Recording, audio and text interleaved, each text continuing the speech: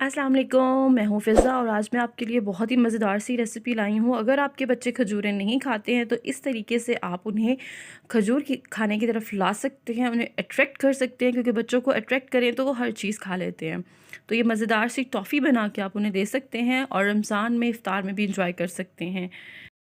तो ये 1 पाव खजूरें ली थी, इनकी गुठलियाँ मैंने निकाल ली हैं और फिर दूसरी तरफ मैंने डार्क चॉकलेट ली थी। अगर आपके पास ये नहीं है तो आप डेयरी मिल्क या कोई भी यूज़ कर सकते हैं।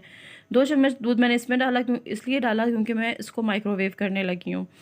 आप डबल बॉयलर की मदद से भी कर सकते हैं अगर आपको वो ईज़ी लगता है तो।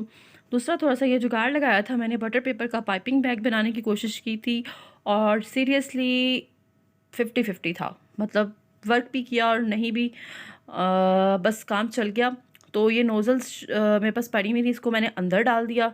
उसके ऊपर मैंने लगाई टेप और आगे से इसको मैंने कैंची से काट लिया। तो मैंने थोड़ा-सा छोटा वाला यूज़ किया, अगर आप चाहें तो आप मोटी जो नोज़ल होती है बड़ी वाली वो आप यूज़ करेंगे तो आसानी से निकल आएगा इसमें से। पीनट बटर मैंने इसमें डाला और अगर आप मतलब हाथ से डालना चाहे तो हाथ से भी डाल सकते हैं, इतना तरद्दुद करने की बिल्कुल ज़रूरत नहीं है। तो ये मैंने काफ़ी मुश्किल से बहरहाल डाल दिया था पीनट बटर जो है खजूर में।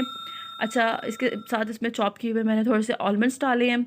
तो अगर आपको मेरी ये रेसिपी अच्छी लग रही है, मेरी ये वीडियो अच्छी लग रही है तो लाइक ज़रूर करना है और सब्सक्राइब भी करना है, क्योंकि मुझे आपके सपोर्ट की बहुत ज़्यादा ज़रूरत है। सारी खजूरें मैंने तैयार कर ली हैं। अच्छा, तो चॉकलेट मेल्ट हो चुकी है, अब लगाएँगे जी इसको टूथपिक पे। इससे क्या होगा कि जो चॉकलेट है वो आसानी से इसके ऊपर कोट हो जाएगी। अब मैं यहाँ पर आपको एक चीज़ बताती जाऊँ, जब आपने इसे मेल्ट करना है तो आपने इसके रूम टेम्परेचर पर आने का वेट करना है। अगर आप गर्म चॉकलेट को इसके ऊपर लगाने की कोशिश करेंगे तो वो कभी नहीं लगेगी, ठीक है? खजूर के ऊपर वो कोट ही नहीं होगी सही। तो इसको थोड़ा-सा ठंडा होने दीजिएगा। तो ये मैंने खजूर पे लगा ली है।